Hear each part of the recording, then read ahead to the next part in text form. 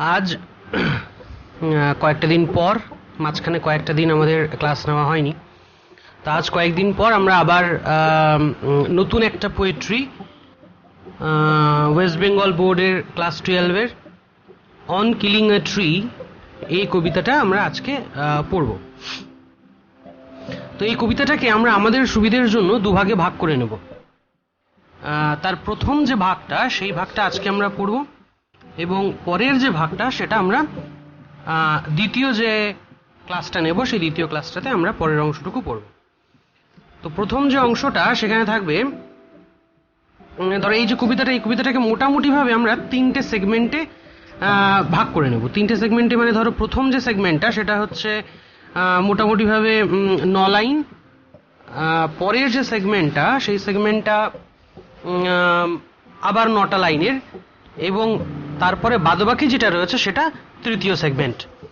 আমরা প্রথম যে দুটো সেগমেন্ট, প্রথম যে দুটো পার্ট, সেই প্রথম দুটো পার্ট আজকে আমরা পড়বো। এটা ডিভিশনটা এখানে নেই সেরকম, আমরা আমাদের সুবিধের জন্য একটা ডিভিশন করে নিলাম। এই যে কবিতাটা অন কিলিং এ ট্রি, এটা লিখেছেন জীব প্যাটেল। জীব প্যাটেলের এই যে কবিতাটা অন কিলিং এ ট্রি, সেটা মানুষ যে নির্বিচারে প্রকৃতিকে ধ্বংস করছে, এবং মূর্খের মতন ভাবছে না বা বুঝতে পারছে না যে আসলে নিজেদের পায়েই মানুষ কুড়ুল মারছে। তো সেটাকে বলতে পারো আয়রনি করে, সেটাকে ব্যঙ্গ করে, সার্কাজম করে এই কবিতাটা লেখা হয়েছে।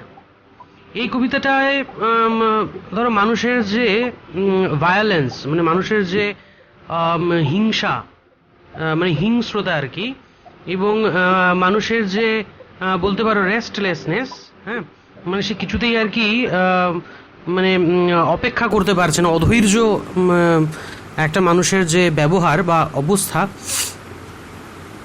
প্রকৃতির প্রতি, তো সেটা আমরা আমাদের এই কবিতার মধ্যে মোটামুটি পাবো।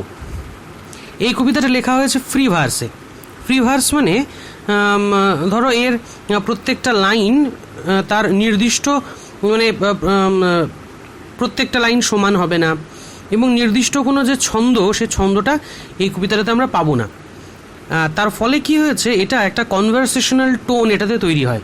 এই যে কনভারসেশনাল টোন, এটা যেন কথাবার্তার মতন বা আলাপচারিতার মতন করে এই কবিতায় কবি আমাদেরকে বোঝাতে চাইছেন যে মানুষ প্রকৃতির সাথে কি ব্যবহার করছে, প্রকৃতির প্রতি কি ব্যবহার করছে। তো এখানে সিম্বল অফ নেচার বা প্রকৃতির যে সিম্বল, রূপক, সেটা হলো ট্রি। তো মানুষ এই যে নেচার বা প্রকৃতি, তাকে মেরে ফেলছে। তো as a symbol of nature সেটা হচ্ছে গাছ। তো একটা গাছকে মানুষ মেরে ফেলছে, দেখো, কিলিং আ ট্রি। উনি কিন্তু কাটিং, মানে একটা গাছকে কেটে ফেলা হচ্ছে, সেটা বলছেন না, উনি বলছেন কিলিং। তাহলে এই যে কিলিং কার হয়? যার প্রাণ রয়েছে। এবার আমরা জানি জগদীশচন্দ্র বসু, বাঙালি বিজ্ঞানী, উনি প্রমাণ করেন যে গাছের প্রাণ রয়েছে, এবং একটি প্রাণীর যা যা বৈশিষ্ট্য, তার প্রায় সবই একটা গাছের মধ্যেও রয়েছে। তাহলে গাছকে মানুষ যখন মারছে, তখন কিন্তু শুধুমাত্র যে প্রকৃতির প্রতি তার ভায়োলেন্স, একটা জড়ের প্রতি ভায়োলেন্স, তা কিন্তু নয়। আসলে একটা প্রাণের প্রতি, একটা লাইভলি বিইংয়ের প্রতি, একটা লিভিং বিইংয়ের প্রতি মানুষের যে ক্রুয়েলটি, তার যে ডিস্ট্রাকটিভ ইন্টেনশনস, সেটা আমরা এই কবিতায় পাবো। আমরা সবার আগে এই কবিতাটার একবার রিডিং পড়ে নেব। আমরা আজকে পুরো কবিতাটার না পড়ে শুধু এর যে প্রথম যে দুটো পার্ট আমরা আজকে করব, সেই দুটো পার্ট আমরা আজকে একটু রিডিং পড়ে নেব। It takes much time to kill a tree. Not a simple jab of the knife will do it. It has grown, slowly consuming the earth, rising out of it, feeding upon its crust, absorbing years of sunlight, air, water, and out of its leprous hide, sprouting leaves. So hack and chop. But this alone won't do it. Not so much pain will do it. The bleeding bark will heal, and from close to the ground will rise curled green twigs, miniature boughs, which, if unchecked, will expand again to former size. এই পর্যন্ত আজকে আমরা করব, মানে এই পর্যন্ত কবিতাটা আমরা আজকে এক্সপ্লেনেশন সহ পড়ব। তো দেখো উনি কবিতাটা শুরু করছেন কীরকম, উনি বলছেন it takes much time to kill a tree, মানে একটা গাছকে খুন করতে, মার্ডার করতে অনেকখানি সময় লাগে, তার মানে এটা একটা সহজ কাজ নয়। তাহলে আমরা দেখলাম যে মার্ডার বা কিলিং এমনিতেই এটা হচ্ছে একটা হিনিয়াস অ্যাক্ট, একটা খুব খারাপ কাজ, বর্বরচিত কাজ। এবং একটা কিলিং আ ট্রি, একটা গাছকে মারা, সেটা অনেক বেশি সময় সাপেক্ষ, অনেক বেশি সময় নেয়, দীর্ঘ একটা কাজ। তাহলে এই যে কিলিং প্রসেস, সেটা অনেক বেশি দীর্ঘ একটা গাছের ক্ষেত্রে, তারপরেও মানুষ সেই কাজটা করবে। তাহলে মানুষের ক্রুয়েলটির যে একটা লিমিট, সেটা কত বেশি যে মার্ডারের মতো অ্যাক্ট সেটা অনেকখানি সময় নিচ্ছে গাছের ক্ষেত্রে, কিন্তু তারপরেও মানুষ খুব সময় নিয়ে যত্ন করে যতটা সময় লাগবে ততটা সময় দিয়েই একটা গাছকে মারবে, খুন করবে। তো যাই হোক, উনি বলছেন not a simple jab of the knife will do it. উনি বলছেন যে কোনো প্রাণী, মানে সেটা যত বড় প্রাণীই হোক, তাকে যদি আমরা বড় কোনো ছোরা বা ছুরি দিয়ে যদি ঠিকঠাক মতো জায়গায় যদি সেটাকে আমরা বসিয়ে দিতে পারি সেই ছোরাটা, তাহলে সে মরে যাবে। একটা সময় লাগবে তার, কিন্তু সে মারা যাবে। আমরা জানি সে যত বড় প্রাণীই হোক, আমরা যদি তার শরীরের দুর্বলতম জায়গা, সেখানে যদি আমরা একটা ছোরা দিয়ে আঘাত করতে পারি, তাহলে সে মরে যাবে। কিন্তু একটা গাছের ক্ষেত্রে কবি বলছেন not a simple jab of the knife will do it. উনি বলছেন একটা ছোরার আঘাতে গাছ মরে না। তাহলে একটা ছোরার আঘাত কি সামান্য, যে আঘাতে পৃথিবীর সমস্ত প্রাণী মরে যেতে পারে? উনি বলছেন না, সেটা নয়। আসলে হয়েছে কি, it has grown slowly consuming the earth, rising out of it, feeding upon its crust, absorbing years of sunlight, air, water, and out of its leprous hide sprouting leaves. উনি বলছেন আসলে গাছ তার যে বড় হওয়াটা, সেটা হচ্ছে অনেক কষ্টসাধ্য, তিলে তিলে বড় হয়। সে পৃথিবীর যে উপাদানগুলো, খনিজ উপাদান, জল, সেগুলোকে তিল তিল করে সংগ্রহ করে, এবং সেই পৃথিবীর যে শক্ত আবরণ, সেই আবরণ ভেদ করে তাকে বেরিয়ে আসতে হয়।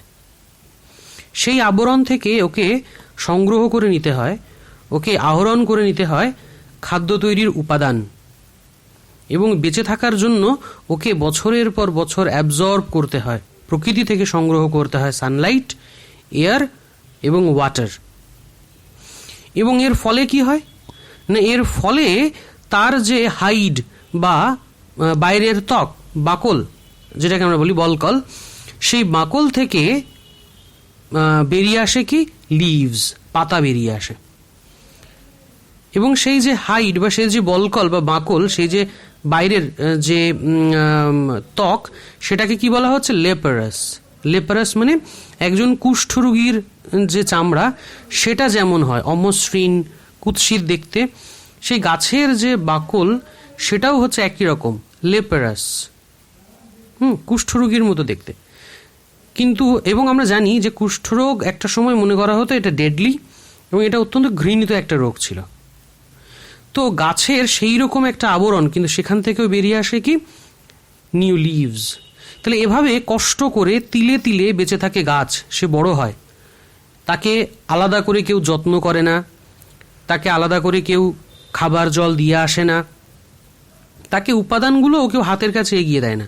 সে নিজের যোগ্যতায় লড়াই করে প্রকৃতির সমস্ত শক্তির বিরুদ্ধে রুখে দাঁড়িয়ে সে বড় হয়, বেঁচে থাকে। তো সামান্য একটা ছোরার আঘাতে, আ জ্যাব অফ দ্য নাইফ, তাকে মারতে পারবে না। তো যেহেতু একটা simple jab of a knife মারতে পারবে না একটা গাছকে, তখন মানুষ গাছকে মারার জন্য নতুন কোনো একটা পদ্ধতি খুঁজে বার করছে। তাহলে দেখো যে মার্ডারের মতন একটা কাজ, কিলিংয়ের মতো একটা কাজ, যে কাজটা একটা অত্যন্ত জঘন্য বর্বরচিত কাজ। মানুষ গাছকে একটা উপায় মারতে পারছে না, তাই নতুন অন্য কোনো একটা উপায় খুঁজে বার করছে, দ্বিতীয় কোনো একটা উপায় তাকে খুন করার জন্য। তো প্রথম যে উপায়টা সেটা দেখা গেল গাছের ক্ষেত্রে কাজ দেবে না, গাছ ওই একটা ছুরির আঘাতে মরবে না, তাই সেটা বাদ। তাহলে দ্বিতীয় একটা প্ল্যান, কি প্ল্যান সেটা না, হ্যাক অ্যান্ড চপ। হ্যাক মানে হচ্ছে পুরো গাছটাকে কেটে ফেলো, তারপর টুকরো টুকরো করো। তো পোয়েট বলছেন this alone won't do it, উনি বলছেন এটুকুতেও হবে না। তাহলে দেখো, এই যে ধরো আমরা একটা প্রাণীর সঙ্গে যদি তুলনা করি, যে একটা প্রাণীকে যাকে আমি একটা নাইফ বা ছুরির আঘাতে মারতে পারলাম না, তাকে এবার আমি কি করছি না, কেটে টুকরো টুকরো করছি, এবং উনি বলছেন যে তাতেও সে মারা যাবে না। তাহলে আমাদের মনে হতে পারে এ তো মানে উদ্ভিদের যখন প্রাণ রয়েছে তাহলে নিশ্চয়ই তার প্রবল যন্ত্রণাও রয়েছে। একটা গাছকে কেটে ফেলা হচ্ছে, টুকরো টুকরো করা হচ্ছে। উনি বলছেন this alone won't do it, উনি বলছেন তারপরেও মরবে না সে। তাহলে আমাদের মনে হবে যে এত আঘাত, এত যন্ত্রণা, তাতেও সে মরবে না। উনি বলছেন not so much pain will do it, উনি বলছেন এত যন্ত্রণা সেটাও গাছ সহ্য করে নেয়, ঠিক আছে। এবং the bleeding bark will heal, এবং এই যে গাছকে কেটে ফেলা হবে, টুকরো টুকরো করা হবে, তার যে অসংখ্য ক্ষতস্থান তৈরি হবে, সেই ক্ষতস্থানগুলোকে সে নিজের মতন করে তিলে তিলে সারিয়েও নেবে। যদি একটা গাছকে একদম মাটির সমান থেকে, মানে একদম মাটির যে উচ্চতা সেখান থেকে যদি তাকে কেটে দেওয়া হয়, উনি বলছেন from close to the ground will rise curled green twigs miniature boughs. উনি বলছেন যদি আমরা একদম মাটির সাথে মিশিয়ে দেই গাছকে, যদি কেটে ফেলি, তাহলে ঠিক সেখান থেকে, মানে একদম মাটির গা থেকেই সেই কাণ্ড বরাবর বেরিয়ে আসবে ছোট ছোট পাতা, ছোট ছোট ডাল, মিনিয়েচার বাউজ। এবং এই যে ক্ষুদ্র ক্ষুদ্র ডাল, বলছেন which if unchecked will expand again two former size, এবং যদি সময় মতো আমরা ওগুলোকেও ছেটে না ফেলি তাহলে আবার সেগুলো আগের মতন বড় বড় আকার নেবে এবং এই গাছটা আবার আগের মতন বড় হয়ে যাবে। তাহলে এত আঘাত, এত যন্ত্রণা, এত রকম প্ল্যান করেও এই গাছকে মেরে ফেলা যাচ্ছে না, কিন্তু মানুষ তারপরেও হাল ছাড়বে না। মানুষ চেষ্টা করে যাবে যেভাবেই হোক, যত রকমভাবেই হোক, কষ্ট করে হোক, পরিশ্রম করে হোক, সে এই গাছকে মারবেই, এই গাছকে সে খুন করবেই, প্রকৃতিকে সে খুন করবেই। তাহলে প্রথম যে দুটো পদ্ধতি গাছকে মারার জন্য মানুষ নিতে পারত, দেখা গেল সেই দুটোই গাছের ক্ষেত্রে কাজ করলো না। অন্য সমস্ত প্রাণী এতে মারা যাবে, কিন্তু গাছ এতে মরবে না, সে তারপরেও লড়াই করে যাবে বেঁচে থাকার জন্য।